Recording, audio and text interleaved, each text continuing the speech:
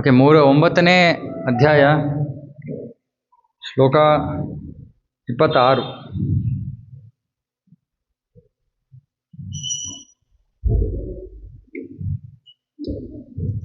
ಶ್ಲೋಕ 26 ತುಂಬ ಪ್ರಸಿದ್ಧವಾದ ಶ್ಲೋಕ. ಒಂದು ಗುರು ಮಹಾರಾಜ್ ಒಂದು ಆಳ್ರಿಂದ ಎಲ್ಲ ಉಲ್ಟಾ ಎಲ್ಲ ಬೇಡ ಸರ್. ಓಕೆ, ಸಾಕು.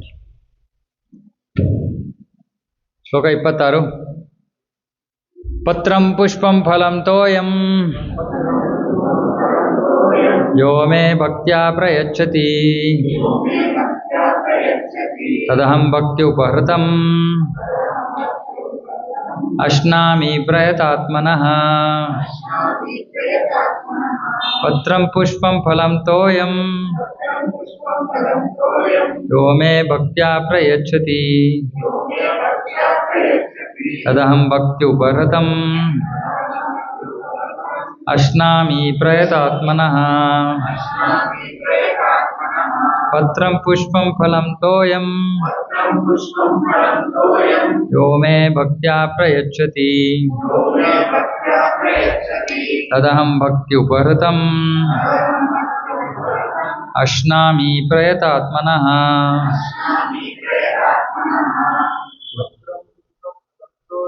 ಪತ್ರಂ ಪುಷ್ಪಂ ಫಲಂ ತೋಯಂ ಯೋ ಮೇ ಭಕ್ತ್ಯಾ ಪ್ರಯಚ್ಛತಿ ತದಹಂ ಭಕ್ತಿ ಉಪಹೃತಂ ಅಶ್ನಾಮಿ ಪ್ರಯತಾತ್ಮನಃ. ಪತ್ರಂ ಪುಷ್ಪಂ ಫಲಂ ತೋಯಂ ಯೋ ಮೇ ಭಕ್ತ್ಯಾ ಪ್ರಯಚ್ಛತಿ ತದಹಂ ಭಕ್ತಿ ಉಪಹೃತಂ ಅಶ್ನಾಮಿ ಪ್ರಯತಾತ್ಮನಃ. ಪತ್ರಂ ಪುಷ್ಪಂ ಫಲಂ ತೋಯಂ ಯೋ ಮೇ ಭಕ್ತ್ಯಾ ಪ್ರಯಚ್ಛತಿ ತದಹಂ ಭಕ್ತಿ ಉಪಹೃತಂ ಅಶ್ನಾಮಿ ಪ್ರಯತಾತ್ಮನಃ.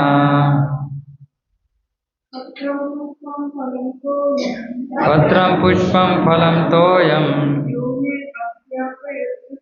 ಯೋ ಮೇ ಭಕ್ತ್ಯಾ ಪ್ರಯಚ್ಛತಿ ತದಹಂ ಭಕ್ತಿ ಉಪಹೃತಂ ಅಶ್ನಾಮಿ ಪ್ರಯತಾತ್ಮನಃ. ಪುಷ್ಪಂ ಫಲಂ ತೋಯಂ ಯೋ ಮೇ ಭಕ್ತ್ಯಾ ಪ್ರಯಚ್ಛತಿ ತದಹಂ ಭಕ್ತಿ ಉಪಹೃತಂ. ಅಪಹೃತಂ ಅಲ್ಲ, ಉಪಹೃತಂ. ತದಹಂ ಭಕ್ತಿ ಉಪಹೃತಂ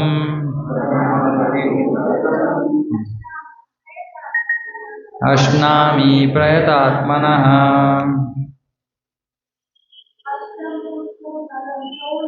ಪತ್ರಂ ಪುಷ್ಪಂ ಫಲಂ ತೋಯಂ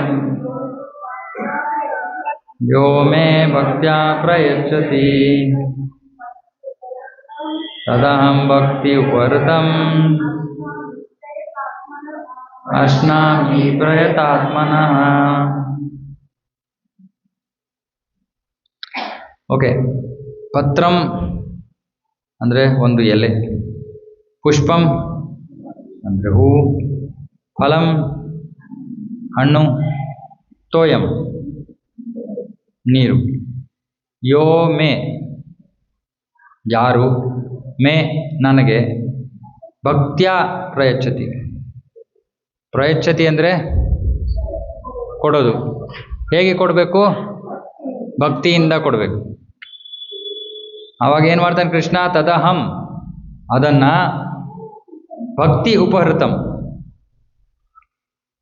ಅಶ್ನಾಮಿ. ಭಕ್ತಿ ಉಪಹೃತಂ ಅಂದರೆ ಯಾರು ಭಕ್ತಿಯಿಂದ ಅರ್ಪಿಸಿದಾರೋ ಅಶ್ನಾಮಿ, ನಾನು ಅದನ್ನು ಸ್ವೀಕರಿಸ್ತೀನಿ. ಅನುವಾದ: ಯಾರಾದರೂ ನನಗೆ ಪ್ರೀತಿ ಮತ್ತು ಭಕ್ತಿಗಳಿಂದ. ಇವಾಗ ಪ್ರಭುಪಾದರು ಆ ಭಕ್ತಿ ಅಂದರೆ ಏನು ಅಂತ ಸ್ವಲ್ಪ ಎಕ್ಸ್ಟ್ರಾ ನಮಗೆ ಡೀಟೇಲ್ ಕೊಡ್ತಾ ಇದ್ದಾರೆ. ಭಕ್ತಿ ಅಂದರೆ ಈ ಒಂದು ಇದರಲ್ಲಿ ಭಕ್ತಿ ಅಂದರೆ ಪ್ರೀತಿ.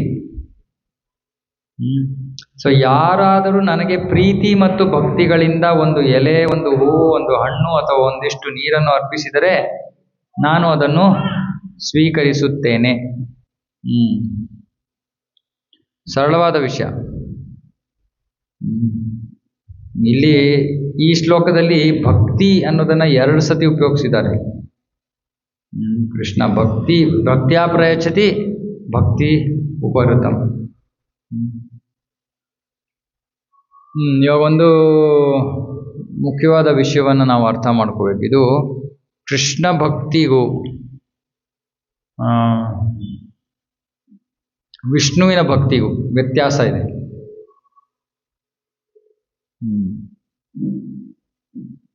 ಅಥವಾ 2 ಥರ ಭಕ್ತಿ ಇದೆ. ಒಂದು ವೈಧಿ ಭಕ್ತಿ ಅಂತ ಇದೆ, ಒಂದು ರಾಗಾನುಗ ಭಕ್ತಿ ಅಂತ ಇದೆ. ವೈಧಿ ಭಕ್ತಿ ಅಂದರೆ ವಿಧಿಯ ಪ್ರಕಾರ ಮಾಡ್ತಾ ಇರುವಂಥ ಭಕ್ತಿ. ವಿಧಿ ಅಂದರೆ ಹಣೆ ಬರ ಅಲ್ಲ. ವಿಧಿ ಅಂದರೆ ಶಾಸ್ತ್ರದ ಪ್ರಕಾರ. ಶಾಸ್ತ್ರದ ಪ್ರಕಾರವಾಗಿ ಓಕೆ, ಭಗವಂತನಿಗೆ ನೈವೇದ್ಯವನ್ನು ಅರ್ಪಿಸ್ಬೇಕು. ಓಕೆ, ಸೊ ಹಾಗಾಗಿ ಯಾರು ಶಾಸ್ತ್ರವನ್ನು ಆಚರಣೆ ಮಾಡ್ತಾ ಇದ್ದಾರೋ, ಶಾಸ್ತ್ರ ಪ್ರಕಾರವಾಗಿ ಯಾರು ನಡ್ಕೋತಾ ಇದ್ದಾರೋ ಅವ್ರು ಏನು ಮಾಡ್ತಾರೆ? ನೈವೇದ್ಯವನ್ನು ಮಾಡ್ತಾರೆ, ಭಗವಂತನಿಗೆ ನೈವೇದ್ಯವನ್ನು ಮಾಡ್ತಾರೆ. ಆದರೆ ಆ ನೈವೇದ್ಯದಲ್ಲಿ ಪ್ರೀತಿ ಇಲ್ಲದೆ ಇರ್ಬೋದು, ಪ್ರೀತಿ ಇಲ್ಲದೆ ಇರ್ಬೋದು.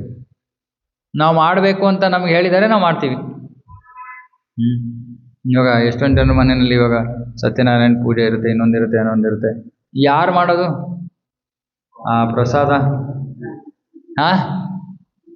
ಯಾರು ಮಾಡೋದು? ಕೇಟ್ರರ್ಸ್ ಮಾಡೋದು. ಕೇಟರರ್ಸ್ ದಿನಾ ಮಾಡ್ತಾ ಇರ್ತಾರೆ. ಎಷ್ಟು ಪ್ರೀತಿಯಿಂದ ಮಾಡ್ತಾರಪ್ಪ ಅವರು. ಅಯ್ಯೋ, ದುಡ್ಡು ಬಂತು, ಸರಿ ಆಯ್ತು, ಮಾಡ್ಯಪ್ಪ, ಅದು ಹಾಕಿ, ಇಷ್ಟು ಹಾಕಿ, ಅದಷ್ಟು ಹಾಕಿ ಆಯ್ತು. ಆಮೇಲೆ ನಾವು ಅದನ್ನ ಭಕ್ತಿಯಿಂದ ಸ್ವೀಕಾರ ಮಾಡ್ತೀವಿ. ಆದರೆ ಭಕ್ತಿಯಿಂದ ಮಾಡೇ ಇಲ್ವಲ್ಲ ಅದನ್ನ. ಸೊ ಈ ರೀತಿ ಇದು ಒಂದು ರೀತಿಯಲ್ಲಿ ಮೆಕ್ಯಾನಿಕಲ್. ಇದು ಮಾಡಬೇಕು ಅಂತ ಮಾಡೋದು. ಆ ನೈವೇದ್ಯವನ್ನ ನಾವು ಕೃಷ್ಣನಿಗೆ ಅರ್ಪಿಸಿದ್ರೆ ಕೃಷ್ಣ ಸ್ವೀಕಾರ ಮಾಡಲ್ಲ. ಆ ಥರ ನೈವೇದ್ಯವನ್ನ ಮಾಡಿದ್ರೆ ಕೃಷ್ಣ ಅದನ್ನು ಸ್ವೀಕಾರ ಮಾಡಲ್ಲ. ಯಾಕಂದರೆ ಕೃಷ್ಣನಿಗೆ ಬೇಕಾಗಿರೋದು ಪ್ರೀತಿ. ಆದರೆ ನಾವು ಮಾಡ್ತಾ ಇದೀವಲ್ಲ, ಸ್ವೀಕಾರ ಮಾಡಬೇಕು. ಹಾಗಾಗಿ ವಿಷ್ಣು ಅದನ್ನು ಸ್ವೀಕಾರ ಮಾಡ್ತಾನೆ. ಇದಕ್ಕೆ ವೈಧಿ ಭಕ್ತಿ ಅಂತಾರೆ. ವೈಧಿ ಭಕ್ತಿಯಲ್ಲಿ ಪ್ರೀತಿ ಇರಬೇಕಾಗಿಲ್ಲ, ವಿಧಿಯನ್ನು ಸರಿಯಾಗಿ ಪಾಲನೆ ಮಾಡಿರಬೇಕು. ವಿಧಿಯನ್ನು ಸರಿಯಾಗಿ ಪಾಲನೆ ಮಾಡಲಿಲ್ಲ ಅಂದರೆ ಗೊತ್ತಿಲ್ಲ.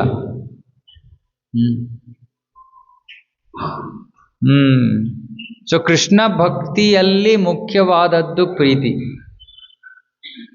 ಇದು ತುಂಬಾ ದೊಡ್ಡ ವ್ಯತ್ಯಾಸ.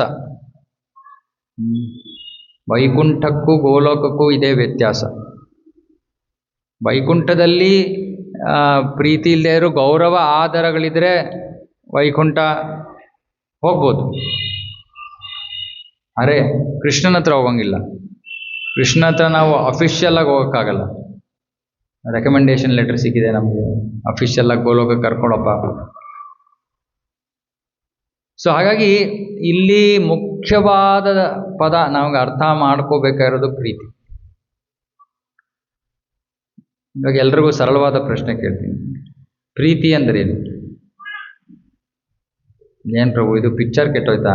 ಕ್ಲಾಸು ಪ್ರೀತಿ ಪ್ರೇಮ ಅಂತೆಲ್ಲ ಮಾತಾಡ್ತಾ ಇದ್ದೀರಲ್ಲ, ಏನು ಮಾಡೋದು? ಕೃಷ್ಣನ್ಗೆ ಬೇಕಾಗಿರೋದೇ ಪ್ರೀತಿ. ಅದನ್ನ ನಾವು ಕಲ್ತ್ಕೊಳ್ಳಿಲ್ಲ ಅಂದ್ರೆ ಹೆಂಗೆ ಕೊಡೋಕ್ಕಾಗತ್ತೆ? ಸೊ ಪ್ರೀತಿ ಅಂದ್ರೆ ಏನು?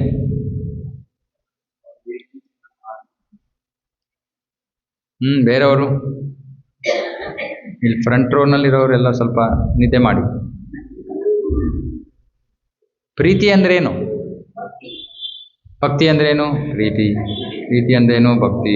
8:30 ತನಕ ಹಿಂಗೆ ಕೂತಿರ್ತೀವಿ ನಾವು. ಹಿಂಗಂತೀನಿ. ಓಕೆ, ಸಾಮಾನ್ಯವಾದ ವಿಷಯ ಪ್ರೀತಿ. ನಾವು ಯಾರನ್ನಾದ್ರೂ ಪ್ರೀತಿಸ್ತೀವಿ ಅಂದ್ರೆ ಏನರ್ಥ? ಅಂದ್ರೆ ಏನು ಮಾಡ್ತೀವಿ? ಇಷ್ಟಪಟ್ಟರೆ, ನಾವು ಯಾರನ್ನಾದ್ರೂ ಇಷ್ಟಪಟ್ಟರೆ ಏನು ಮಾಡ್ತೀವಿ? ಅವರಿಗೆ ಕಷ್ಟ ಕೊಡ್ತೀವ?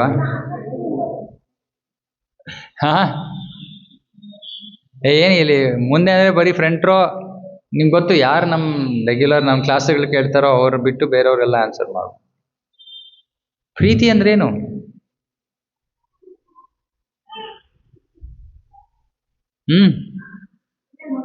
ಓಕೆ, ಇನ್ನೊಂದು ಸ್ವಲ್ಪ ಸುಲಭವಾದ ಪ್ರಶ್ನೆ ಕೇಳ್ತೀನಿ. ನಿಮ್ಮ ಜೀವನದಲ್ಲಿ ನೀವು ಯಾರನ್ನಾದ್ರೂ ಪ್ರೀತಿಸಿದ್ದೀರಾ? ಏನಂದ್ರೆ ಮದುವೆ ಮುಂಚೆನೆ ಪ್ರೀತಿ ಅಲ್ಲಪ್ಪ, ಎಲ್ಲ ಮುಖ ಮುಚ್ಕೋತಾ ಇದ್ದಾರೆ, ಒಂದೇ ಡೈರೆಕ್ಷನ್ ಮೈಂಡು. ಮಕ್ಕಳನ್ನು ಪ್ರೀತಿಸಲ್ವಾ? ಅಯ್ಯೋ ರಾಮ, ಮಕ್ಕಳನ್ನ ಪ್ರೀತಿಸಲ್ವೇನಪ್ಪ? ಮಕ್ಕಳನ್ನ ಓಕೆ ಸ್ಟ್ರೈಟಾಗಿ ಕೇಳ್ತೀನಿ, ಹೋಗ್ಲಿ ನಾಚ್ಕೋಬೇಡಿ, ಎಲ್ಲ ಮಾತಾಜಿಯರ ತಲೆಗೆ ಬಗೆಸ್ಕೊತಾ ಇದ್ದಾರೆ ಬಾಬು. ನಿಮ್ಮ ಮುಂದೆ ಹೆಂಗೆ ಹೇಳೋದು ನಾವು ಪ್ರೀತಿಸಿದ್ದೀವಿ ಅಂತ? ಮಕ್ಕಳನ್ನ ಪ್ರೀತಿಸ್ತಿರಲ್ಲ, ಏನದು ಪ್ರೀತಿಯ ಲಕ್ಷಣ? ಏನು ಪ್ರೀತಿ ಅಂದ್ರೆ? ಏನು? ಕಾಳಜಿ. ಓಕೆ,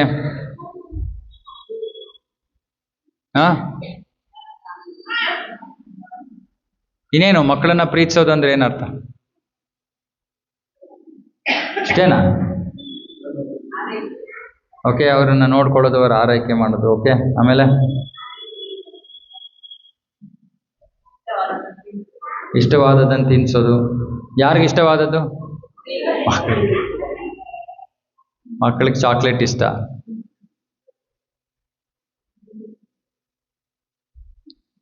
ಓಕೆ, ಇವಾಗ ನೀವು ಯಾರನ್ನೋ ಮನೆಗೆ ಕರಿತೀರಾ, ನಿಮ್ಮ ಮನೆಗೆ ಊಟಕ್ಕೆ ಅಂತ ಕರಿತೀರಾ. ಅವರನ್ನ ಕರೆದಾಗ ನೀವು ಅಡುಗೆಯನ್ನ ಮಾಡೋಕ್ಕಿಂತ ಮುಂಚೆ ಏನಾದರೂ ಕೇಳ್ತೀರಾ?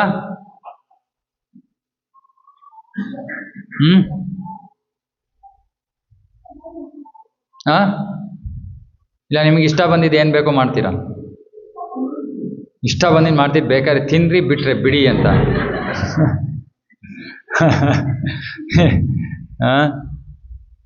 ಇವಾಗ ಅವ್ರು ಬಂದವ್ರಿಗೆ ಪಾಪ ನೀವು ಮಾಡಿದ ಐಟಮ್ ಆಗಲಿಲ್ಲ ತಿನ್ನೋದಕ್ಕೆ, ಅವಾಗ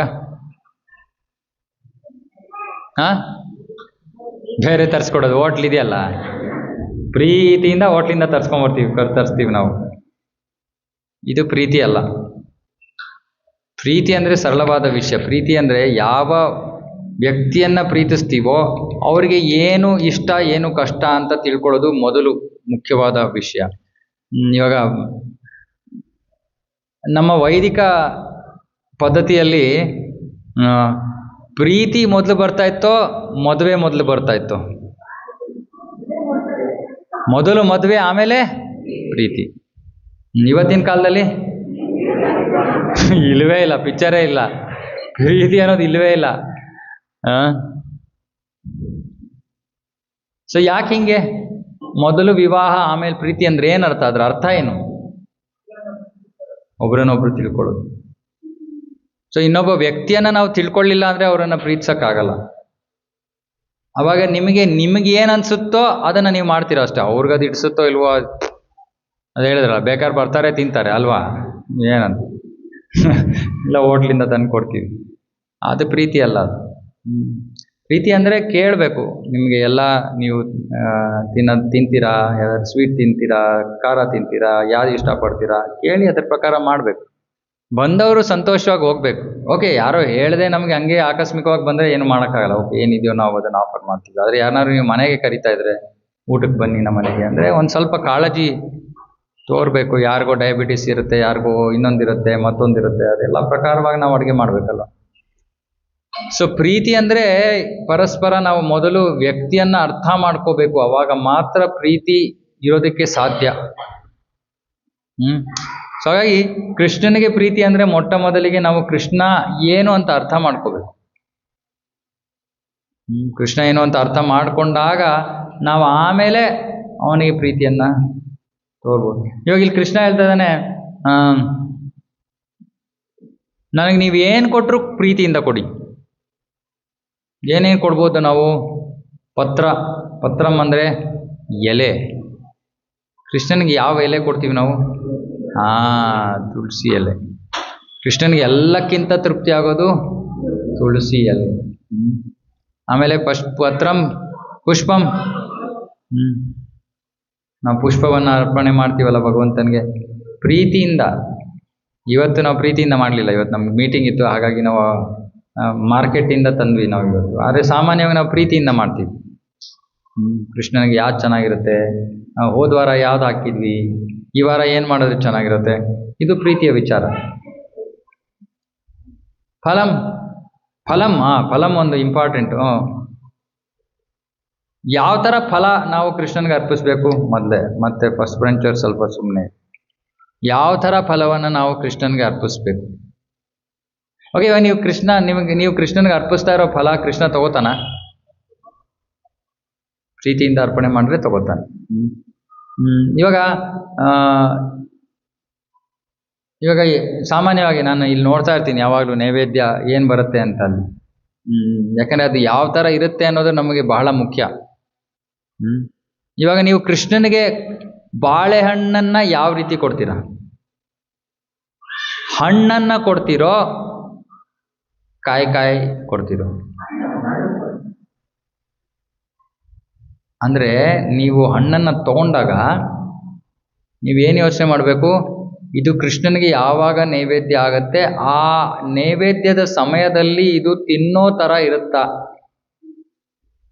ಅಂದರೆ ಆ ನೈವೇದ್ಯ ಆದ ತಕ್ಷಣ ನೀವು ತಿನ್ನಕ್ಕೆ ರೆಡಿಯಾಗಿರಬೇಕು. ಅಯ್ಯೋ ತುಂಬ ಕಾಯಿದೆಯಪ್ಪ, ಬೇಡ ಇದು ನನಗೆ, ಕೃಷ್ಣನಿಗೆ ತಿನ್ನಿಸ್ಬಿಟ್ಟಿದ್ದೀನಿ, ಆಮೇಲೆ ನಾನು ತಿನ್ನಲ್ಲ ಅಂತೀನಿ. ಇದು ಪ್ರೀತಿ ಅಲ್ಲ. ನನಗೆ ಮಾತ್ರ ಎಲ್ಲ ಪಕ್ಕ ಇರಬೇಕು. ಕೃಷ್ಣ ಅಯ್ಯೋ ಏನಾದ್ರು ತಿನ್ಕೋತಾನೆ ಬಿಡಿ, ಇವನು ಕಲ್ಲನ್ನು ತಿಂದು ಜೀರ್ಣಿಸ್ಕೋತಾನ, ಅವನು ಕಲ್ಲೇ ಕೊಟ್ಟುಬಿಡೋಣ, ಅದು ಪ್ರೀತಿ ಅಲ್ಲ. ಅಡುಗೆ ಮಾಡಿದ್ರಿ, ಅಡುಗೆಯಲ್ಲಿ ಉಪ್ಪು ಮರ್ತೋದ್ರಿ, ನೈವೇದ್ಯ ಮಾಡಿಬಿಟ್ರಿ ಕೃಷ್ಣನಿಗೆ, ಆಮೇಲೆ ತಿಂದು ನೋಡ್ತೀರಾ ಉಪ್ಪು ಸಾಲದು, ಏನು ಮಾಡ್ತೀರಾ? ಹಾಕ್ತೀವಿ ಪ್ರಭು, ಹೇಳೋ ಪ್ರಶ್ನೆನ ಹಂಗೆ ತಿನ್ನಕ್ಕಾಗತ್ತಾ ನಮಗೆ? ಆಗ ಒಂದು ಸೆಕೆಂಡ್ ಯೋಚನೆ ಮಾಡಿದ್ವಾ, ಕೃಷ್ಣನಿಗೆ ಉಪ್ಪಿಲ್ಲದೆ ಕೊಟ್ಟನಲ್ಲ, ಕೃಷ್ಣ ಯಾವ ರೀತಿ ತಿಂದಿರ್ತಾನೆ ಅದನ್ನು?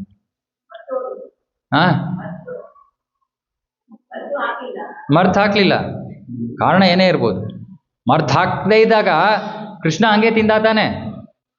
ಈ ಪ್ರೀತಿಯಿಂದ ಕೊಟ್ಟಿದ್ರೆ ಕೃಷ್ಣ ತಿಂತಾನೆ, ಕೃಷ್ಣ ಕಂಪ್ಲೇಂಟ್ ಮಾಡಲ್ಲ, ಉಪ್ಪು ತಗೊಂಡು ಬನ್ನಿ, ಇಲ್ಲ. ಯಾಕಂದ್ರೆ ಅವ್ನು ನೋಡೋದು ಪ್ರೀತಿಯನ್ನು. ಅರೆ ಪ್ರೀತಿ ತೋರ್ತಾ ಇರೋರು ಏನು ನೋಡಬೇಕು, ಅಯ್ಯೋ ನಾನು ಕೃಷ್ಣನಿಗೆ ಉಪ್ಪೇ ಹಾಕ್ಲಿಲ್ವಾ, ತಿರ್ಗಾ ನಾನು ಉಪ್ಪು ಮರಿಬಾರ್ದು, ಸೊ ನಾನೇನು ಮಾಡ್ತೀನಿ, ಅವತ್ತು ಉಪ್ಪು ಹಾಕೊಳ್ದೆ ತಿಂತೀನಿ ನಾನು. ಯಾಕೆ? ತಿರ್ಗಾ ನೆಕ್ಸ್ಟ್ ಟೈಮ್ ಮಾಡಿದಾಗ ನಾನು ಕೃಷ್ಣನಿಗೆ ಉಪ್ಪು ಮರಿಬಾರ್ದು. ಇಲ್ಲ, ನಾನು ಸಾಮಾನ್ಯವಾಗಿ ಮರೆಯೋದೇ ನನ್ನ ಸ್ವಭಾವ. ಅಂದರೆ ಏನು ಮಾಡಬೇಕು, ಕೃಷ್ಣನಿಗೆ ತಟ್ಟೆಯಲ್ಲಿ ಸ್ವಲ್ಪ ಉಪ್ಪು ಹಾಕಿ. ಇದು ಪ್ರೀತಿ ಅಂದರೆ ಅವನೇನೋ ಕಲ್ಲಲ್ಲ, ಅವನೇನೋ ಯಾವುದೋ ಶಕ್ತಿ, ಅವ್ನಿಗೆ ಏನು ಹಾಕಿದ್ರು ಅವನು ಜೀರ್ಣಿಸ್ಕೋತಾನೆ, ಹೆಂಗೆ ಬೇಕಾದ್ರೂ ಹಾಕ್ತೀನಿ, ಅದು ಪ್ರೀತಿ ಅಲ್ಲ. ಪ್ರೀತಿ ಅಂದರೆ ಕೃಷ್ಣ ವ್ಯಕ್ತಿ. ಕೃಷ್ಣನಿಗೆ ನೈವೇದ್ಯ ಮಾಡ್ತಿರುವಾಗ ಕೃಷ್ಣ ತಿಂತಾನೆ, ಕೃಷ್ಣ ನಾವು ಕೊಡೋದು ನಿಜವಾಗ್ಲೂ ತಿಂತಾನೆ.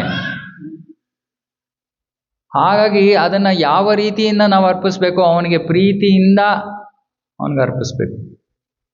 ಕೃಷ್ಣ ಹೇಳ್ತಾ ಇದ್ದಾನೆ ಸುಮ್ಮನೆ ಪತ್ರಂ ಪುಷ್ಪಂ ಫಲಂ ತೋಯಂ ಅಂತ.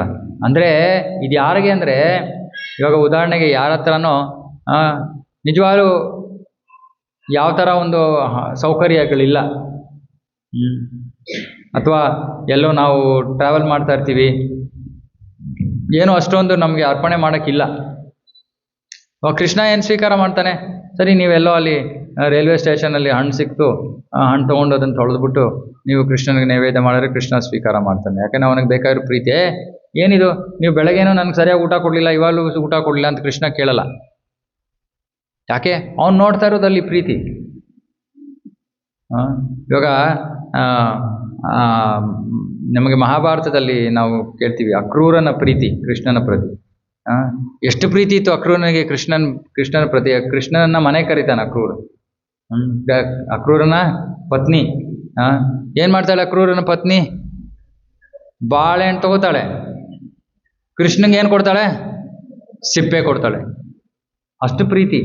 ಅಂದರೆ ಅವಳು ಮೈ ಮರೆಸ್ಬಿಟ್ಟಿದ್ದಾಳೆ, ಏನು ಮಾಡ್ತಾ ಇದ್ದಾಳೆ ಅಂತಾನೆ ಗೊತ್ತಿಲ್ಲ. ಇವಾಗ ಕೃಷ್ಣನಿಗೆ ಸಿಪ್ಪೆ ಕೊಟ್ಟ ಕೃಷ್ಣ ಏನು ಮಾಡ್ದ? ಕೃಷ್ಣ ಸ್ವೀಕಾರ ಮಾಡ್ದ. ಕೃಷ್ಣನಿಗೇನು ಹಣ್ಣು ಅಂದರೆ ಬೇರೆ, ಸಿಪ್ಪೆ ಬೇರೆ, ಎಲ್ಲ ಅವನೇ ಸೃಷ್ಟಿ ಮಾಡಿರೋದು. ಆದರೆ ಅವನು ನೋಡ್ತಾ ಇರೋದು ಪ್ರೀತಿ. ಅವನಿಗೆ ಬೇಕಾಗಿರೋದು ಆ ಪ್ರೀತಿ. ಕೃಷ್ಣ ಆ ಪ್ರೀತಿಗೋ ಅವನು ನಿಜವಾಗ್ಲೂ ನಾವು ಇದನ್ನು ಹೇಳಿದ್ರೆ ಒಂಥರ ಅರ್ಥ ಆಗಲ್ಲ ಜನರಿಗೆ, ಉತ್ಪ್ರೇಕ್ಷೆ ಅಂತ ಅನ್ಸುತ್ತೆ. ಆದರೆ ಕೃಷ್ಣನ ಅಸ್ತಿತ್ವವೇ ಆ ಪ್ರೀತಿಯ ವಿನಿಮಯ. ಕೃಷ್ಣ ಇರೋದೇ ಭಕ್ತರ ಜೊತೆ ಪ್ರೀತಿಯನ್ನು ವಿನಿಮಯ ಮಾಡೋಕ್ಕೆ. ಅವನಿಗಿನ್ನೇನು ಬೇಕಾಗಿಲ್ಲ. ಅವನಿಗೇನು ಕೊಡ್ತೀರಾ ನೀವು? ಏನು ಕೊಡೋಕ್ಕಾಗತ್ತೆ? ಏನಾದ್ರು ಇದೆಯಾ? ಕೊಡೋಕ್ಕಾಗೋವಂಥದ್ದು ಏನಾದ್ರು ಇದೆಯಾ? ಏನೂ ಇಲ್ಲ. ಅವನಿಗೆ ಬೇಕಾಗಿರೋದು ಜಸ್ಟ್ ನಮ್ಮ ಪ್ರೀತಿ. ಸುಧಾಮ ಎಂತಂದ? ಎಂಥ ಅವಲಕ್ಕಿ ಚೆನ್ನಾಗೆ ಮಸಾಲ ಹಾಕಿ ಇದು ಮಾಡಿ. ನಾವು ಪ್ಲೇನ್ ಅವಲಕ್ಕಿ ತಿಂತೀವಿ, ಆದರೆ ಬರೀ ಅವಲಕ್ಕಿ ತಿನ್ನಲ್ಲ. ಅದ್ರ ಜೊತೆ ಏನಾಗ್ತೀವಿ? ಆಮೇಲೆ ಏನೋ ಒಬ್ರು ಸ್ವೀಟ್ ಮಾಡ್ಕೋತಾರೆ, ಅದ್ರ ಜೊತೆ ಒಬ್ರು ಖಾರ ಮಾಡ್ಕೋತಾರೆ, ಇನ್ನೊಂದು ಮಾಡ್ತಾರೆ, ಮತ್ತೊಂದು ಮಾಡ್ತಾರೆ. ಬರೀ ಅವಲಕ್ಕಿ ಯಾರು ತಿಂತಾರೆ? ಇವತ್ತು ಸ್ಪೆಷಲ್, ಇವತ್ತು ಬರೀ ಅವಲಕ್ಕಿ. ಎಲ್ಲರೂ ಕ್ಲಾಸ್ ಮುಗಿಯೋದ್ರೊಳಗೆ ಎಲ್ಲ ಎದ್ದೊಟ್ಟೋಗಿರ್ತಾರೆ. ಬಂದಿದ್ದೆ ಪ್ರಸಾದಕ್ಕೆ ಪ್ರಭು, ನೀವು ಪ್ರಸಾದದ ಅವಲಕ್ಕಿ ಕೊಟ್ರೆ ಏನಿದು? ಅರೆ ಕೃಷ್ಣ ಅದನ್ನ ಎಷ್ಟು ಆನಂದದಿಂದ ತಿಂದ. ಒಂದಿಡೀ ತಿಂದು ಸಾಕಾಗ್ಲಿಲ್ಲ ಅವನಿಗೆ. ಒಂದಿಡೀ ಅಯ್ಯೋ ಇಂಥ ಅವಲಕ್ಕಿ ನಾನು ತಿಂದೇ ಇಲ್ಲ ಅಂತ. ಯಾಕೆ? ಯಾಕಂದ್ರೆ ಆ ಅವಲಕ್ಕಿಯನ್ನ ಅಷ್ಟು ಪ್ರೀತಿಯಿಂದ ಇನ್ಯಾರು ಕೊಟ್ಟೇ ಇರಲಿಲ್ಲ ಅವನಿಗೆ. ಅದು ಮುಖ್ಯವಾದ ವಿಷಯ ಅಲ್ಲಿ. ನಮ್ಮ ಚೈತನ್ಯ ಮಹಾಪ್ರಭುಗಳ ಒಬ್ರು ಶಿಷ್ಯಂದ್ರಿದ್ರು, ರಘುನಾಥ್ ದಾಸ್ ಗೋಸ್ವಾಮಿ ಅಂತ. ರಘುನಾಥ್ ದಾಸ್ ಗೋಸ್ವಾಮಿ ಅವರು ಬಹಳ ಶ್ರೀಮಂತ ಕುಟುಂಬದಿಂದ ಬಂದಿದ್ದವರು, ತುಂಬಾ ಶ್ರೀಮಂತರು. ಆದ್ರೆ ಅವರು ಎಲ್ಲವನ್ನು ತ್ಯಜಿಸ್ಬಿಟ್ಟು ಚೈತನ್ಯ ಮಹಾಪ್ರಭುಗಳ ಸೇವೆಗೆ ಜಗನ್ನಾಥಪುರಿಗೆ ಬಂದ್ಬಿಡ್ತಾರೆ. ಅಲ್ಲಿ ಜಗನ್ನಾಥಪುರಿಯಲ್ಲಿ ರಘುನಾಥ್ ದಾಸ್ ಗೋಸ್ವಾಮಿ ಅವರು ಮೊದಲು 1-2 ವರ್ಷ ಅವರ ತಂದೆ ದುಡ್ಡು ಕಳಿಸಿದ್ರು. ಆ ದುಡ್ಡಿನಿಂದ ಅವರು ಊಟ ಮಾಡ್ತಾ ಇದ್ರು, ಮತ್ತೆ ಚೈತನ್ಯ ಮಹಾಪ್ರಭುಗಳಿಗೂ ಕೂಡ ಪ್ರಸಾದಕ್ಕೆ ಆಹ್ವಾನ ಮಾಡ್ತಾ ಇದ್ರು, ಪ್ರಸಾದ ತಗೋತಾ ಇದ್ರು ಚೈತನ್ಯ ಮಹಾಪ್ರಭು. ಆಮೇಲೆ ಒಂದು ಸ್ವಲ್ಪ ಸಮಯ ಆದಮೇಲೆ ಅದನ್ನು ನಿಲ್ಲಿಸ್ಬಿಡ್ತಾರೆ. ರಘುನಾಥ್ ದಾಸ್ ಗೋಸ್ವಾಮಿ ಚೈತನ್ಯ ಮಹಾಪ್ರಭುಗಳನ್ನು ಕರೆಯೋದನ್ನು ನಿಲ್ಲಿಸ್ತಾರೆ. ರಘುನಾಥ್ ದಾಸ್ ಗೋಸ್ವಾಮಿ ಅವರ ಗುರುಗಳು ಸ್ವರೂಪ ದಾಮೋದರ್ ಅಂತ. ಚೈತನ್ಯ ಮಹಾಪ್ರಭುಗಳು ಸ್ವರೂಪ ದಾಮೋದರ್ ಅವ್ರನ್ನ ಕೇಳ್ತಾರೆ, ಏನಾಯ್ತು, ಯಾಕೆ ಇವರು ನನ್ನನ್ನು ಕರಿತಾ ಇದ್ರಲ್ಲಿ ನಿಲ್ಲಿಸ್ಬಿಟ್ರಲ್ಲ? ಸ್ವರೂಪ ದಾಮೋದರಲ್ಲಿ ಇರ್ತಾರೆ, ಇಲ್ಲ ಅದು ಅವ್ರ ಅಪ್ಪನ ದುಡ್ಡು, ಅದು ಒಳ್ಳೆ ಹಣ ಅಲ್ಲ, ಯಾಕಂದರೆ ಅವರು ಅಷ್ಟು ಶುದ್ಧವಾಗಿ ಹಣವನ್ನು ಸಂಪಾದನೆ ಮಾಡ್ತಾ ಇಲ್ಲ. ಆ ಹಣದಿಂದ ನಿಮಗೆ ಆ ಪ್ರಸಾದವನ್ನು ಕೊಡಬಾರ್ದು ಅನ್ನೋ ಉದ್ದೇಶದಿಂದ ಅವರು ನಿಲ್ಲಿಸ್ಬಿಟ್ರು ಅದನ್ನು. ಚೈತನ್ಯ ಮಹಾಪ್ರಭುಗಳಿಗೆ ಖುಷಿ ಆಗುತ್ತೆ. ಸರಿ ಹೊಟ್ಟೆಪಾಡಿ. ಇವಾಗ ಅಲ್ಲಿ ಜಗನ್ನಾಥಪುರಿ ಮಂದಿರದಲ್ಲಿ ಮುಂದೆ ಸಿಂಹದ್ವಾರ ಅಂತ ಇದೆ. ಸಿಂಹದ್ವಾರದ ಮುಂದೆ ನಿಂತ್ಕೊಂಡು ಭಿಕ್ಷಾಟನೆ ಮಾಡ್ತಾ ಇದ್ದಾರೆ ಚೈತನ್ಯ ರಘುನಾಥ್ ದಾಸ್ ಗೋಸ್ವಾಮಿ. ಅಂದರೆ ಕೋಟ್ಯಾಂತರ ಭಿಕ್ಷುಕರಿಗೆ ದುಡ್ಡು ಕೊಡೋ ಅಷ್ಟು ಹಣ ಇದ್ದವರು ಎಲ್ಲ ಬಿಟ್ಬಿಟ್ಟು ಇಲ್ಲಿ ಬಂದು ಭಿಕ್ಷುಕರ ಥರ ನಿಂತ್ಕೊಂಡು ಅಲ್ಲಿ ಯಾರು ದೇವಸ್ಥಾನಕ್ಕೆ ಬಂದು ಹೋಗ್ತಾ ಇದಾರೋ ಅವ್ರು ಏನು ಕೊಡ್ತಾರೋ ಅದನ್ನು ತೊಗೊಂಡು ಅದನ್ನು ತಿಂತಾ ಇರ್ತಾರೆ. ಸ್ವಲ್ಪ ದಿನ ಆಮೇಲೆ ನೋಡ್ತಾರೆ, ಇದೇನಿದು, ಈ ಥರ ಲಜ್ಜೆಗೆಟ್ಟ ಊಟಕ್ಕೋಸ್ಕರ ನಾನು ನಿಂತಿದ್ದೀನಿ ಇಲ್ಲ ಅಂದ್ಬಿಟ್ಟು ಅದನ್ನು ನಿಲ್ಲಿಸ್ಬಿಡ್ತಾರೆ. ಆಮೇಲೆ ಛತ್ರಗಳು, ಫ್ರೀ ಪ್ರಸಾದ ಛತ್ರಗಳು. ಸೊ ಅಲ್ಲಿ ಹೋಗಿ ಅಲ್ಲಿ ಏನು ಸಿಗ್ತಾ ಇತ್ತೋ ತೊಗೊಳ್ತಾ ಇದ್ರು ಅಷ್ಟೇ. ಆಮೇಲೆ ಅವ್ರಿಗೆ ಅದು ಚೆನ್ನಾಗಿಲ್ಲ, ಇದು ಈ ಥರನೂ ಮಾಡಬಾರ್ದು ಅಂದ್ಬಿಟ್ಟು ಆಮೇಲೆ ಏನು ಮಾಡ್ತಾರೆ, ಜಗನ್ನಾಥನಿಗೆ ಅಡುಗೆ ಮಾಡ್ತಾರಲ್ಲ ಆ ಹಾಳಾಗಿರೋ ಅಕ್ಕಿನ ಅಡುಗೆ ಮನೆಯಿಂದ ಹೊರಗಡೆ ಎಸಿತಾರೆ. ಹಾಳಾಗಿರೋ ಅಕ್ಕಿನ, ಆ ಹಾಳಾಗಿರೋ ಅಕ್ಕಿಯನ್ನು ತಿನ್ನೋದಕ್ಕೆ ಬೇರೆ ಹಸುಗಳು, ಬೇರೆ ಪ್ರಾಣಿಗಳೆಲ್ಲ ಬರುತ್ತೆ. ಆ ಪ್ರಾಣಿಗಳೆಲ್ಲ ಬಂದು ತಿಂದು ಹೋಗಾದ್ಮೇಲೆ ಏನು ಉಳಿಯುತ್ತೋ ಅದನ್ನು ರಘುನಾಥ್ ದಾಸ್ ಗೋಸ್ವಾಮಿ ಅವರು ತಗೊಂಡು ಅದಕ್ಕೆ ತೊಳೆದ್ಬಿಟ್ಟು ಅದನ್ನು ಉಪ್ಪು ಹಾಕಿ ತಿಂತಾಯಿದ್ರು. ಇದು ಅವ್ರ ಊಟ.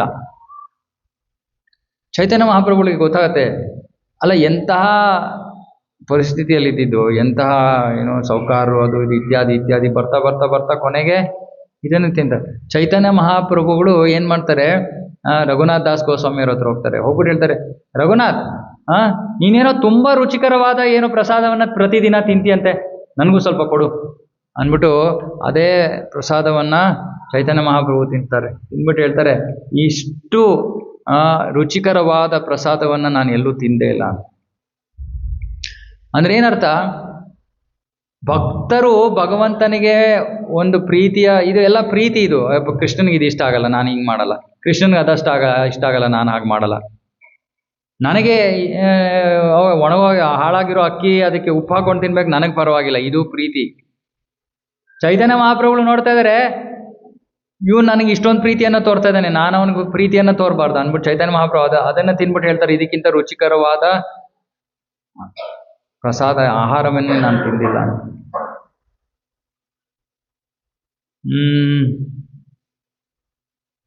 ಇನ್ನೇನು ಪ್ರೀತಿಯ ಉದಾಹರಣೆಗಳು? ಮಾಧವೇಂದ್ರ ಪುರಿ ಕೃಷ್ಣನಿಗೆ ತನ್ನ ಭಕ್ತರ ಮೇಲೆ ಎಷ್ಟು ಪ್ರೀತಿ ಅಂದರೆ ಅವರ ಯೋಗಕ್ಷೇಮವನ್ನು ಅವನು ನೋಡ್ಕೋತಾನೆ. ನಮ್ಮ ಪರಂಪರೆಯಲ್ಲಿ ಒಬ್ಬರು ಮಾಧವೇಂದ್ರ ಪುರಿ ಅಂತ ಇದ್ರು. ಈ ಮಾಧವೇಂದ್ರ ಪುರಿ ಅವರು, ನಾನು ಮುಂಚೆನೂ ಹೇಳಿದ್ದೀನಿ ಅದನ್ನು, ಮಾಧವೇಂದ್ರ ಪುರಿ ಅವರು ಭಿಕ್ಷಾಟನೆ ಕೂಡ ಮಾಡ್ತಾ ಇರಲಿಲ್ಲ. ಅದಕ್ಕೆ ಮಾಧುಕರಿ ಅಂತ ಕರೀತಾರೆ. ಮಾಧುಕರಿಯನ್ನು ಮಾಡ್ತಾ ಇರಲಿಲ್ಲ ಅವರು. ಅಂದರೆ ಏನಾದರೂ ಆಹಾರ ಬಂದರೆ ತಗೊಳ್ಳೋದು, ಇಲ್ಲಾಂದರೆ ಇಲ್ಲ. ಮತ್ತು ದಿನ ಇಡೀ ಹರೇ ಕೃಷ್ಣ ಮಹಾಮಂತ್ರ ಜಪವನ್ನು ಮಾಡ್ತಾ ಇರೋದು.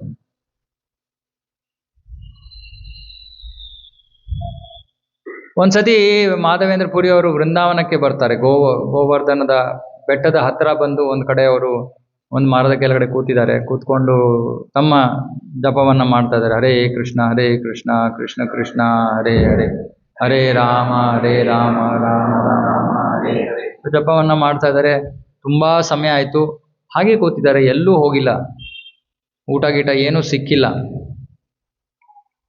ಒಂದು ಸ್ವಲ್ಪ ಹೊತ್ತು ಆದಮೇಲೆ ಒಬ್ಬ ಹುಡುಗ ಬರ್ತಾನೆ, ಗೋಪಾಲಕ. ಬಂದ್ಬಿಟ್ಟು ಒಂದು ಮಡಕೆಯಲ್ಲಿ ಹಾಲನ್ನು ತಂದು ಮಾಧವೇಂದ್ರ ಪುರಿ ಅವ್ರಿಗೆ ಕೊಡ್ತಾನೆ. ಮಾಧವೇಂದ್ರ ಪುರಿ ಅವ್ರಿಗೆ ಆಶ್ಚರ್ಯ ಆಗುತ್ತೆ. ನಿನ್ಗೆ ಹೆಂಗಪ್ಪ ಗೊತ್ತಾಯ್ತು ನಾನೇನೋ ತಿಂದಿಲ್ಲ ಅಂತ ಕೇಳ್ತಾರೆ.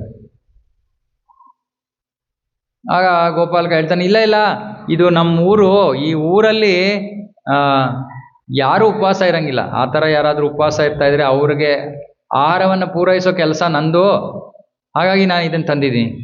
ಇನ್ನೂ ಆಶ್ಚರ್ಯ ಆಗುತ್ತೆ ಮಾಧವೇಂದ್ರ ಪುರಿ, ನಿನ್ಗೆ ಹೆಂಗೆ ಗೊತ್ತಾಯ್ತು ನಾನೇನು ತಿಂದಿಲ್ಲ ಅಂತ. ಅವಾಗ ಕೃಷ್ಣನ್ ಸಿಕ್ಕಾಕ್ಸಕ್ಕಾಗತ್ತಾ? ಸರಿ, ಗೋಪಾಲ ಹೇಳ್ತಾ ಇದ್ದಾನೆ, ಇಲ್ಲ ನೀವಿಲ್ಲೇ ಕೂತಿದ್ದೀರಾ ಬೆಳಗ್ಗೆಯಿಂದ. ಈ ಕಡೆ ನಮ್ಮ ಹಳ್ಳಿಯ ಹೆಂಗಸರು ನೀರು ತೊಗೊಳಕ್ಕೆ ಬಂದು ಹೋಗಿ ಈ ಕಡೆ ಆ ಕಡೆ ಓಡಾಡ್ತಾ ಇರ್ತಾರೆ ಬೆಳಗಿಂದ. ಅವರೆಲ್ಲ ಬಂದು ನನಗೆ ಹೇಳಿದ್ರು, ನೀವೆಲ್ಲೂ ಎದ್ದೇ ಇಲ್ವಂತೆ, ನೀವು ಇದೇ ಜಾಗದಲ್ಲಿ ಕೂತಿದ್ದೀರಾ ಬೆಳಗಿಂದ. ಹಾಗಾಗಿ ಖಂಡಿತವಾಗ್ಲೂ ನಿಮಗೆ ಏನೂ ಆಹಾರ ಸಿಕ್ಕಿರಲ್ಲ. ಹಾಗಾಗಿ ನಾನು ಇದನ್ನು ಕೊಡ್ತಾ ಇದ್ದೀನಿ, ಏನೂ ಇರಲಿ, ನಾನು ಇವಾಗ ಸಮಯ ಆಯಿತು, ನಾನು ಹೋಗ್ತೀನಿ, ಸಾಯಂಕಾಲ ಬಂದು ಮಡಕೆ ತೊಗೊಂಡು ಹೋಗ್ತೀನಿ ಅಂದ್ಬಿಟ್ಟು ಆ ಗೋಪಾಲಕ ಕೊಟ್ಬಿಟ್ಟು ಹೊರಟೋಗ್ತಾನೆ. ಸರಿ, ಮಾಧವೇಂದ್ರ ಪುರಿ ಅವರು ಸ್ವೀಕಾರ ಮಾಡ್ತಾರೆ, ಭಗವಂತ ಕಳಿಸಿದ್ದಾನೆ. ಸ್ವೀಕಾರ ಮಾಡಿ ಅದನ್ನು ಮಡಕೆಯನ್ನು ಚೆನ್ನಾಗಿ ತೊಳೆದು ಸಾಯಂಕಾಲ ಹುಡುಗ ಬಂದರೆ ಅವನಿಗೆ ಕೊಟ್ಬಿಡೋಣ ಅಂತ. ಸಾಯಂಕಾಲ ಆಯಿತು, ರಾತ್ರಿ ಆಯಿತು, ಯಾರೂ ಪತ್ತೆ ಇಲ್ಲ. ಸರಿ, ಜಪ ಮಾಡ್ತಾ ಕೂತಿದ್ದಾರೆ. ಯಾವಾಗ ಒಂದು 3 ಗಂಟೆ ಬೆಳಗಿನ ಜಾವ, ಆ ಸಮಯದಲ್ಲಿ ಸ್ವಲ್ಪ ಕಣ್ಣು ಎಳ್ಕೊಂಡು ಹೋಯ್ತು. ಸ್ವಲ್ಪ ಸೆಕೆಂಡು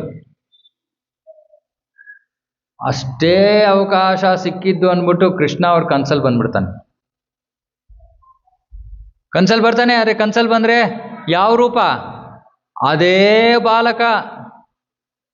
ಅದೇ ಬಾಲಕನ ರೂಪದಲ್ಲಿ ಕೃಷ್ಣ ಬಂದು, ಮಾಧವೇಂದ್ರ ಪುರಿ, ನಿಮಗಾಗಿ ನಾನು ಎಷ್ಟು ದಿನಗಳಿಂದ ಕಾಯ್ತಾ ಇದ್ದೀನಿ, ನೀವು ಎಲ್ಲಿದ್ರಿ? ನನ್ನನ್ನು ಇಲ್ಲಿ ಕಾಡಿನಲ್ಲಿ ಬಚ್ಚಿಟ್ಬಿಟ್ಟಿದ್ದಾರೆ ನನ್ನ ಪೂಜಾರಿ. ಅಕ್ರಮ ಯಾರೋ ಭಯದಿಂದಾಗಿ, ಮುಸಲ್ಮಾನರ ಭಯದಿಂದಾಗಿ ಅವರು ನನ್ನನ್ನು ಇಲ್ಲಿ ಮುಚ್ಚಿಟ್ಬಿಟ್ಟಿದ್ದಾರೆ. ನಾನು ಈ ಕಾಡಿನಲ್ಲೇ ಇದ್ದೀನಿ.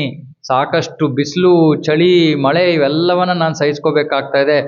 ನನಗೆ ಸರಿಯಾದ ಸೇವೆ ನಡೀತಾ ಇಲ್ಲ. ದಯವಿಟ್ಟು ನನ್ನನ್ನು ಇಲ್ಲಿಂದ ಹೊರಗಡೆ ತೆಗೆಸಿ ನನಗೆ ಸೇವೆಯನ್ನು ಪ್ರಾರಂಭ ಮಾಡಿಸಿ ಅಂದ್ಬಿಟ್ಟು ಯಾವ ಜಾಗಕ್ಕೆ ಹೋಗಬೇಕು ಅನ್ನೋದನ್ನು ಡೈರೆಕ್ಷನ್ ಕೊಡ್ತಾರೆ ಕೃಷ್ಣ. ಮಾಧವೇಂದ್ರ ಪುರಿ ಅವರಿಗೆ ಎಚ್ಚರ ಆಗುತ್ತೆ. ತಕ್ಷಣ ಅವ್ರಿಗೆ, ಅಯ್ಯೋ, ನನ್ನ ಕೃಷ್ಣ ಬಂದ ನನಗೆ ಹಾಲು ತಂದು ಕೊಟ್ಟ, ನಾನು ನನಗೆ ಗುರ್ಸಕ್ಕಾಗಿಲ್ವಲ್ಲ ಅಂತ ಬಹಳ ನೋವನ್ನು ಅನುಭವಿಸ್ತಾರೆ. ಸೊ ಹೀಗೆ ಕೃಷ್ಣ, ಯಾರು ಕೃಷ್ಣನನ್ನು ಪ್ರೀತಿಸ್ತಾರೋ ಕೃಷ್ಣ ಈ ಜಗತ್ತಿನಲ್ಲಿ ಸಿಗದೇ ಇರೋಷ್ಟು ಪ್ರೀತಿಯನ್ನು ಕೊಡ್ತಾನೆ. ನಾನು ಎಲ್ಲರಿಗೂ ಹೇಳ್ತಾ ಇರ್ತೀನಿ, ನಾವೆಲ್ಲರೂ ಕೂಡ ಭೌತಿಕ ಸಂಬಂಧಗಳಲ್ಲಿ ಈ ಪ್ರೀತಿಗಾಗಿ ಹುಡುಕ್ತಾ ಇದ್ದೀವಿ. ಯಾರು ಸಿಕ್ಕಿರೋರಿದ್ರೆ ಇಲ್ಲಿ ಕ್ಲಾಸಲ್ಲಿ ಕೂತಿರ್ತಾ ಇರಲಿಲ್ಲ ನೀವು. ಯಾಕಂದರೆ ಅದು ಇಲ್ಲವೇ ಇಲ್ಲ, ಅದು ಆ ಥರ ಏನೂ ಇಲ್ಲ ಭೌತಿಕ ಜಗತ್ತಿನಲ್ಲಿ.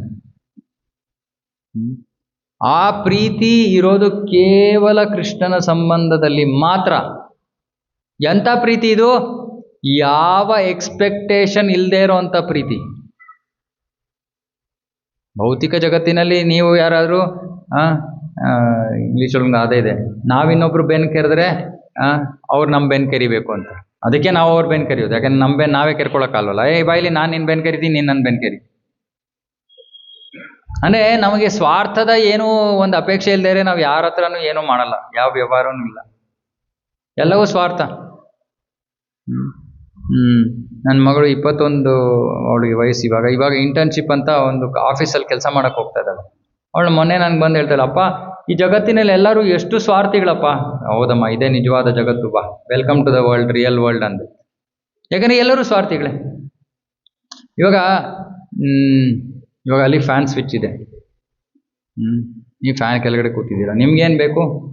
ಉದಾಹರಣೆಗೆ ನಿಮಗೆ ಫ್ಯಾನ್ ಬೇಕು, ನೀವೇನು ಮಾಡ್ತೀರಾ? ಸ್ವಿಚ್ ಎಲ್ಲಿದೆ ಹುಡುಕ್ತೀರಾ, ಆನ್ ಮಾಡ್ತೀರಾ. ಆ ಸ್ವಿಚ್ ಆನ್ ಮಾಡೋಕ್ಕಿಂತ ಮುಂಚೆ ಯೋಚನೆ ಮಾಡ್ತೀರಾ, ನನ್ನ ಪಕ್ಕ ಈ ಕಡೆ ಆ ಕಡೆ ಇಲ್ಲಿ ಎಷ್ಟೊಂದು ಜನ ಕೂತಿದ್ದಾರೆ, ಅವ್ರಿಗೆ ಫ್ಯಾನ್ ಬೇಕೋ ಬೇಡವೋ ಅಂತ ಯೋಚನೆ ಮಾಡ್ತೀರಾ? ಇಲ್ಲ, ಸಾಮಾನ್ಯವಾಗಿ ಮಾಡಲ್ಲ. ಮಾಡೋರು ಇದ್ದಾರೆ, ಇಲ್ಲ ಅಂತ ನಾನು ಹೇಳಲ್ಲ, ಇದ್ದಾರೆ. ಆದರೆ ಸಾಮಾನ್ಯವಾಗಿ ನನಗೆ ಶೆಕೆ ಆಗ್ತದೆ, ನಾನು ಫ್ಯಾನ್ ಹಾಕ್ಕೋತೀನಿ. ಸೊ ಈ ಸಂಪೂರ್ಣ ಜಗತ್ತು ಈ ಸ್ವಾರ್ಥಕ್ಕೋಸ್ಕರನೇ ಎಲ್ಲರೂ ಜೀವನ ನಡೆಸ್ತಾ ಇದ್ರು. ಇಲ್ಲಿ ಪ್ರೀತಿ ಎಲ್ಲಿಂದ ಬರುತ್ತೆ? ಇಲ್ಲಿ ಪ್ರೀತಿ ಒಂದು ವ್ಯಾಪಾರ. ನಾನು ನಿನಗೆ ಕೊಡ್ತೀನಿ, ನೀನು ನನಗೆ ಕೊಡು. ಅದಕ್ಕೆ ಶಾಸ್ತ್ರದಲ್ಲಿ ಹೇಳ್ತಾರೆ, ಈ ಜಗತ್ತಿನಲ್ಲಿ ನಿಜವಾದ ಪರಿಶುದ್ಧವಾದ ಪ್ರೀತಿ ಅಂದರೆ ಕ್ಲೋಸೆಸ್ಟ್, ಅಂದರೆ ಅಂದರೆ ಭಗವಂತನ ಜೊತೆಗಿರೋ ಪ್ರೀತಿಗೆ ಹೋಲಿಕೆ ಮಾಡಬೇಕು ಅಂದರೆ ನಾವು ತಾಯಿ ಮಕ್ಕಳ ಪ್ರೀತಿ ಅಂತೆ. ಅದೊಂದೇ ಸಂಬಂಧ. ಆ ಪ್ರೀತಿಗೆ ಹತ್ತಿರ, ಸಮ ಅಲ್ಲ, ಹತ್ತಿರ, ಎಲ್ಲೋ ಹತ್ತಿರ ಬರುತ್ತೆ ಆ ಪ್ರೀತಿ. ಅದು ಗೊತ್ತಿಲ್ಲ, ಇವತ್ತಿನ ಕಾಲದಲ್ಲಿ ಅದು ಬದಲಾವಣೆ ಆಗ್ತಾ ಇದೆ. ಹಿಂದಿನ ಕಾಲದಲ್ಲಿ ತಂದೆ ತಾಯಂದರು ಮಕ್ಕಳನ್ನು ಪ್ರೀತಿಸ್ತಾ ಇದ್ರು, ಅವರಿಗೆ ಸರಿಯಾಗಿರೋ ಮಾರ್ಗದರ್ಶನ ಕೊಡ್ತಾಯಿದ್ರು ಕರ್ತವ್ಯ ದೃಷ್ಟಿಯಿಂದ. ನಾನಿವಾಗ ಇವ್ನು ನೋಡ್ಕೋತೀನಿ, ದೊಡ್ಡದಾದ್ಮೇಲೆ ಇವ್ನು ನನ್ನ ನೋಡ್ಕೊಳ್ತಾನೆ ಅನ್ನೋ ಅಪೇಕ್ಷೆ ಇರ್ತಾ ಇರಲಿಲ್ಲ. ಕರ್ತವ್ಯ ನಾವು ಮಾಡ್ತೀವಿ, ನೋಡ್ಕೊಂಡ್ರೆ ಸರಿ, ನೋಡ್ಕೊಳ್ಳಿಲ್ಲ ಅಂದರೆ ಭಗವಂತ ಇದ್ದಾನೆ. ಅರೆ ಈ ಪಾಶ್ಚಾತ್ಯ ದೇಶದಲ್ಲಿ ಏನು ಮಾಡ್ತಾ ಇದ್ದಾರೆ? ಏನು ಮಾತಾಜಿ?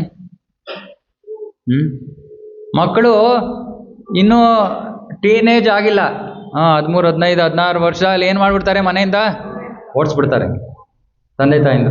ಹೋಗಿ ಸ್ವತಂತ್ರರಾಗಿ ನೀವು. ಅವ್ರ ಪ್ರಕಾರ ದೊಡ್ಡ ಉಪಕಾರ ಮಾಡ್ತಾ ಇದ್ದಾರೆ ಅವ್ರಿಗೆ. ಸಪ್ರೇಟಾಗಿ ಮಲಗಿಸೋದು, ಕರೆಕ್ಟು, ಸಪ್ರೇಟಾಗಿ ಬೇರೆ ರೂಮು, ಇದೆಲ್ಲ ಏನು ಅಂದರೆ ನೀವೆಲ್ಲ ಸ್ವತಂತ್ರರಾಗಿರಬೇಕು ಅಂತ. ಇವಾಗ ಇದು ಜೊತೆಗೆ ಏನು ಕಲಿಸ್ತಾ ಇದ್ದಾರೆ ಅವರು? ಬುದ್ಧಿ.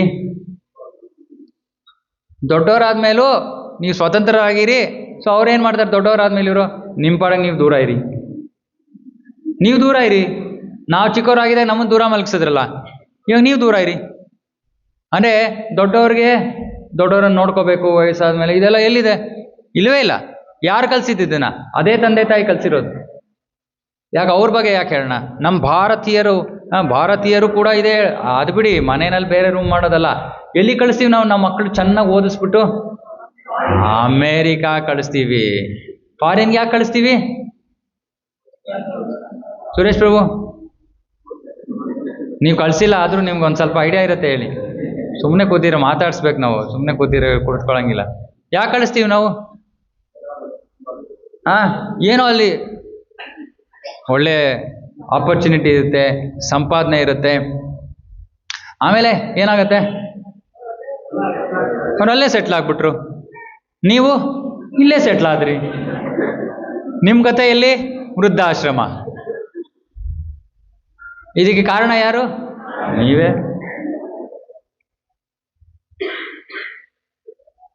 ಸೊ ಹಿಂಗೆ ವಿಚಿತ್ರ ಜಗತ್ತಿನ ರೀತಿ ನೀತಿಗಳು ವಿಚಿತ್ರ. ಹಿಂದಿನ ಕಾಲದಲ್ಲಿ ಬಹಳ ಸರಳವಾಗಿತ್ತು. ಚಿಕ್ಕವರಾಗಿದ್ದಾಗ ಮಕ್ಕಳನ್ನ ತಂದೆ ತಾಯಂದ್ರ ಪ್ರೀತಿಯಿಂದ ನೋಡ್ಕೋತಾ ಇದ್ರು, ದೊಡ್ಡವರಾದ್ಮೇಲೆ ತಂದೆ ತಾಯಂದ್ರನ್ನ ಮಕ್ಕಳು ಪ್ರೀತಿಯಿಂದ ನೋಡ್ಕೋತಾ ಇದ್ರು. ಅದರಲ್ಲಿ ಯಾವ ಸ್ಕೂಲ್ಗೂ ಹೋಗ್ಬೇಕಾಗಿಲ್ಲ, ಅದಕ್ಕೆ ಯಾವ ಪಾಠನೂ ಕಲಿಬೇಕಾಗಿಲ್ಲ, ಅದಕ್ಕೆ ಸರಳವಾದ ವಿಷಯ. ಆದರೆ ಹೆಚ್ಚಿನ ಸಂಬಂಧಗಳು ಬರೀ ವ್ಯವಹಾರ. ಆ ಪರಿಶುದ್ಧವಾದ ಪ್ರೀತಿ ನಮಗೆ ಯಾರ ಜೊತೆನೂ ಸಿಗೋದಿಲ್ಲ, ಕೃಷ್ಣನ ಜೊತೆ ಮಾತ್ರ. ಇವಾಗ ನೀವು ಅಡುಗೆ ಮಾಡ್ತೀರಾ, ಇವಾಗ ಯಾರಿಗೋಸ್ಕರನೂ ಅಡುಗೆ ಮಾಡಿದ್ದೀರಾ, ಇವಾಗ ನೀವು ಉಪ್ಪಿಲ್ಲದೆ ಅಡುಗೆ ಮಾಡಿದ್ರೆ ನಿಮ್ಗೆ ಏನು ರಿಯಾಕ್ಷನ್ ಸಿಗುತ್ತೆ ಮನೆಯಲ್ಲಿ? ಉಪ್ಪು ಹಾಕಾಗ್ಲಿಲ್ವಾ? ಉಪ್ಪು ಜಾಸ್ತಿ ಐತ್ರೆ?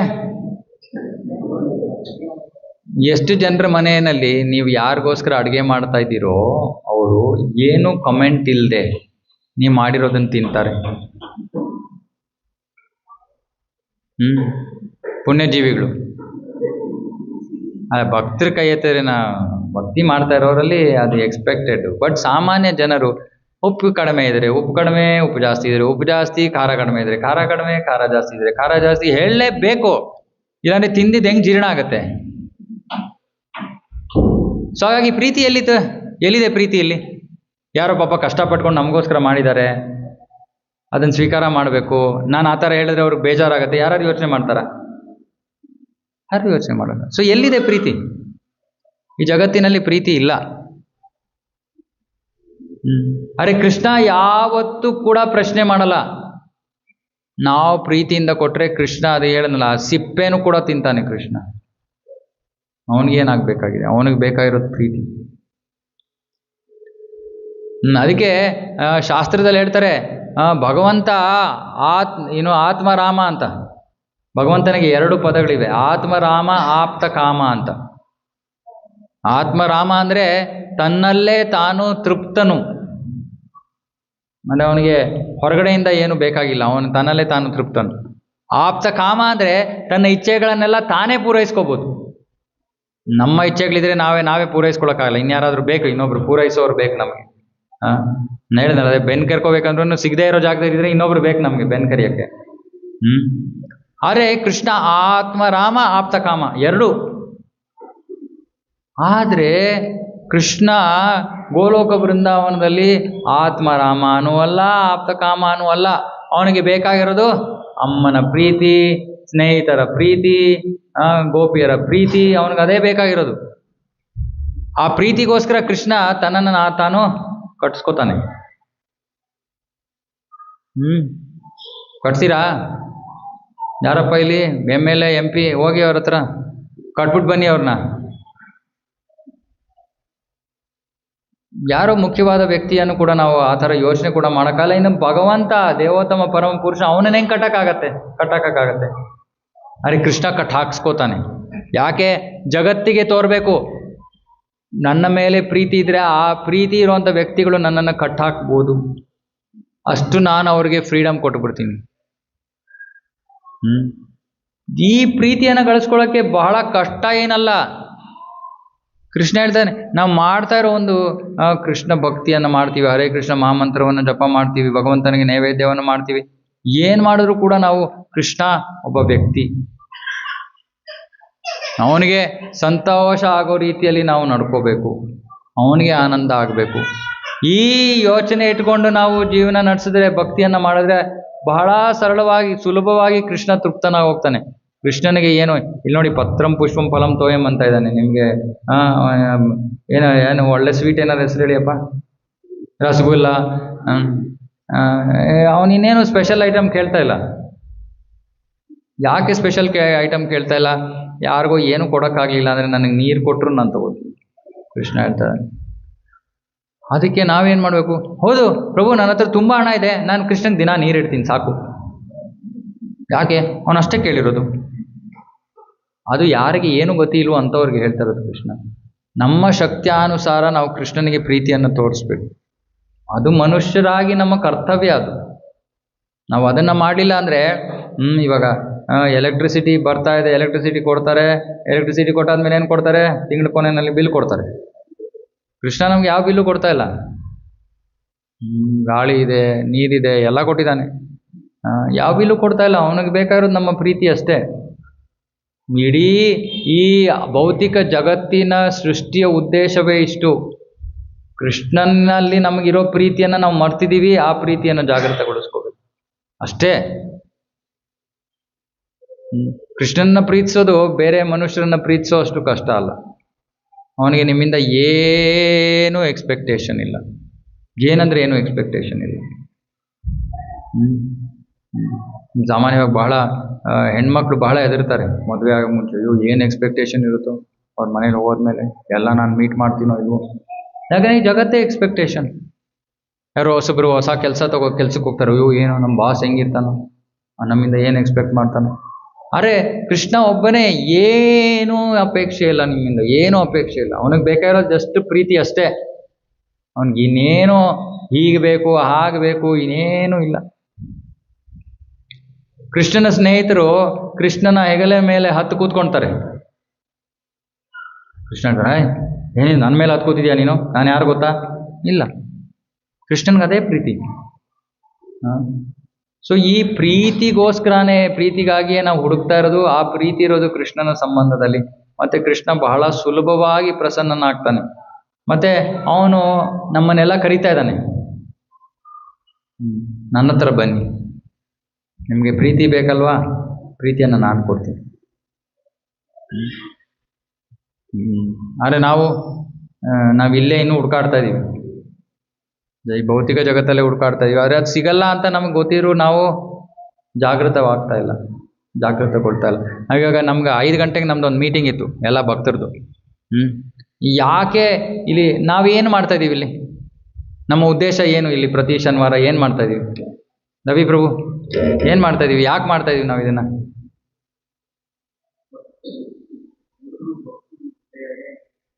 ಎಲ್ರಿಗೂ ಭಕ್ತಿಗೆ ಎಲ್ಲರಿಗೂ ಪರಿಚಯ ಕೊಟ್ಟು ಭಕ್ತಿಯನ್ನ ಎಲ್ಲರೂ ತಗೊಳ್ಳಿ ಅಂತ. ಉದ್ದೇಶ ಏನು?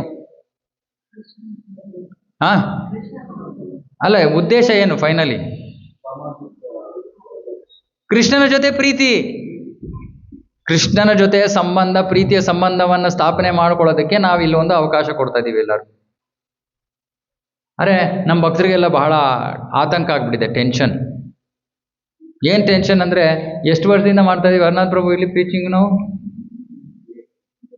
3 ಇಯರ್ಸ್ ಆಯಿತು.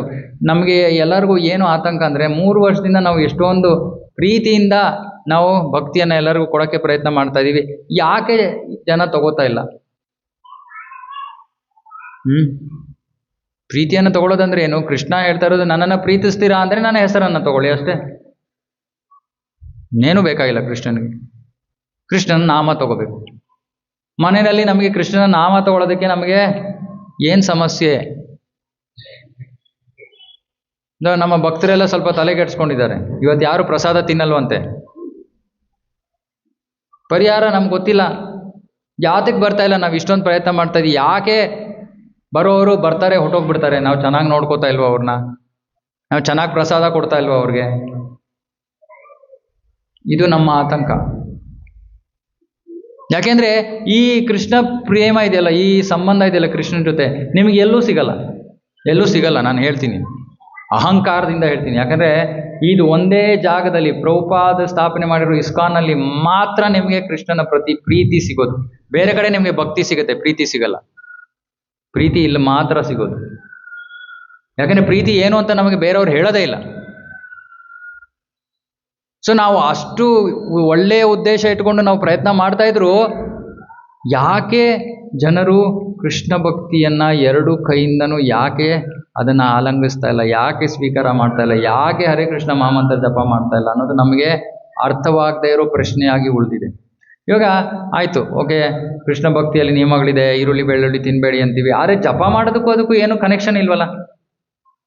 ನಾವು ಜಪ ಮಾಡೋರಿಗೆ ಹೇಳಿಲ್ಲ, ನೀವು ಬರೀ ಈರುಳ್ಳಿ ಬೆಳ್ಳುಳ್ಳಿ ತಿಂದೇ ಇದ್ರೆ ಮಾತ್ರ ಜಪ ಮಾಡಿ ಅಂತ ಯಾರಿಗೂ ಹೇಳಿಲ್ಲ. ಯಾಕಂದರೆ ಕೃಷ್ಣನ ನಾಮ ತಗೊಳ್ಳೋದು ನಮ್ಮ ಕರ್ತವ್ಯ.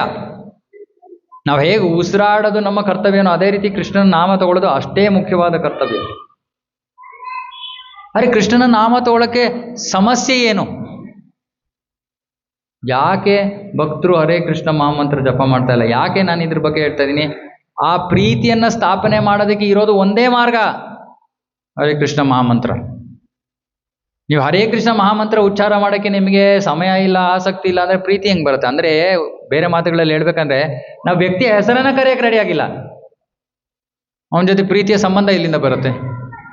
ವ್ಯಕ್ತಿಯ ಹೆಸರನ್ನೇ ಕರೆಯೋಕ್ಕೆ ರೆಡಿ ಆಗಿಲ್ಲ, ಪ್ರೀತಿ ಹೆಂಗೆ ಬೆಳೆಯುತ್ತೆ? ಸೊ ಮೊದಲು ವ್ಯಕ್ತಿಯ ಹೆಸರನ್ನು ಕರೆಯೋದಕ್ಕೆ ನಾವು ಕಲ್ತ್ಕೋಬೇಕು. ಹಿಂದಿನ ಕಾಲದಲ್ಲಿ ಹೆಂಗಸರು ಗಂಡಸರನ್ನ ಕರೆಯೋ ಏನ್ರಿ ಅಂತ ಕರೀತಾರೆ ಪ್ರೀತಿಯಿಂದ. ಇವತ್ತು ಬಾರೋ ಹೋಗ ಎಲ್ಲ ಏಕವಚನ. ಎಲ್ಲಿಂದ ಪ್ರೀತಿ ಬರುತ್ತೆ? ಆ ಹೆಸರಲ್ಲೇ ಹೊಟ್ಟೋಯ್ತು ಪ್ರೀತಿ. ನಮ್ಮ ಸಂಸ್ಕೃತಿಯಲ್ಲಿ ಇವೆಲ್ಲ ಇದೆ. ಆ ಮೊದಲು ಆ ವ್ಯಕ್ತಿಯನ್ನು ಯಾವ ರೀತಿಯಿಂದ ನಾವು ಕರಿತೀವಿ ಅದರ ಮೇಲೆ ಪ್ರೀತಿನೋ ಕೋಪನೋ ಗೊತ್ತಾಗೋದು. ಇಷ್ಟು ಸರಳ ಮಾಡಿಕೊಟ್ಟಿದ್ದಾನೆ ಕೃಷ್ಣ. ನೀವು ಯಾವ ವೇದಾನು ಓದಬೇಕಾಗಿಲ್ಲ, ಯಾವ ಶ್ಲೋಕಗಳನ್ನು ಬಯಾಟ್ ಮಾಡಬೇಕಾಗಿಲ್ಲ, ಏನು ಮಾಡಬೇಕಾಗಿಲ್ಲ.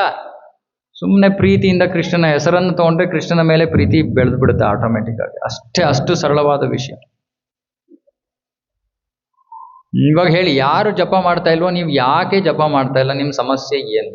ನಾವು ಬಂದು ನಿಮಗೆ ಜಪಮಾಲೆ ಕೈಯಲ್ಲಿ ಹಿಡ್ಸದ? ಇಲ್ಲ ನೀವು ಹೇಳಿ ನಾನು ಕೌಂಟ್ ಮಾಡ್ತೀನಿ. ಇನ್ಮೇಲೆ ಹ್ಞೂ ಅಂದರೆ ನಾನು ಅವಾಗ ಪ್ಲೇಟ್ ನಿಮ್ಮ ಮುಂದೆ ತಂದಿಡ್ತೀನಿ, ನಾನು ತಿಂತೀನಿ, ನೀವು ನೋಡ್ತಾ ಇರಿ. ಎನಿವೆ, ಸೊ ನನ್ನ ಉದ್ದೇಶ ಏನಿತ್ತು ಅಂದರೆ ಈ ಪ್ರೀತಿಯ ಸಂಬಂಧವನ್ನು ಬಿಟ್ಟು ನಮಗೆ ಬೇರೆ ಏನೂ ಇಲ್ಲ. ಆನಂದಕ್ಕೆ ಇರೋದು ಇದೊಂದೇ ಮಾರ್ಗ. ನಿಜವಾದ ಆನಂದ ನಮ್ಗೆ ಯಾವಾಗ ಸಿಗೋದು ಅಂದರೆ ಕೃಷ್ಣನ ಜೊತೆ ಒಂದು ಪ್ರೀತಿಯ ಸಂಬಂಧ ಸ್ಥಾಪಿತವಾದಾಗ ಮಾತ್ರ ಆ ಆನಂದ ಸಿಗೋದು. ಆನಂದದ ಅನುಭವ ನಮ್ಗೊಂದ್ಸತಿ ಆದಮೇಲೆ ನಮ್ಗೆ ಅದನ್ನು ಬಿಡೋಕ್ಕೆ ಇಷ್ಟ ಆಗಲ್ಲ. ಯಾಕಂದರೆ ಅಂಥದ್ದು ನಾವು ಏನೂ ಅನುಭವಿಸೇ ಇಲ್ಲ ಈ ಭೌತಿಕ ಜಗತ್ತಿನಲ್ಲಿ. ನಿಲ್ಲಿಸ್ತೀನಿ ಇಲ್ಲಿ. ಆ ಪ್ರೀತಿಯನ್ನು ಸ್ಥಾಪನೆ ಮಾಡುವ ಒಂದು ಪ್ರಯತ್ನದಲ್ಲಿ ನಾವು ಒಂದು 10 ನಿಮಿಷ ಹರೇ ಕೃಷ್ಣ ಮಹಾಮಂತ್ರ ಜಪವನ್ನು ಮಾಡೋಣ. ಯಾರ ಹತ್ರ ಜಪ ಇದೆಯೋ, ಜಪ ಬೀಡಿದೆಯೋ, ಪ್ರತಿ ವಾರ ದಯವಿಟ್ಟು ತೊಗೊಂಡು ಬನ್ನಿ. ಓಕೆ, ಇವಾಗ ತೊಗೊಂಡು ಬಂದು ಡಿಸ್ಟ್ರಿಬ್ಯೂಟ್ ಮಾಡೋಷ್ಟು ಟೈಮ್ ಇಲ್ಲ, ಹಂಗೆ ಚಾಂಟ್ ಮಾಡೋಣ. ಎಲ್ಲರೂ ಜೋರಾಗಿ ಜಪ ಮಾಡಿ, ಮನಸ್ಸಿನಲ್ಲಿ ಜಪ ಮಾಡಬೇಡಿ.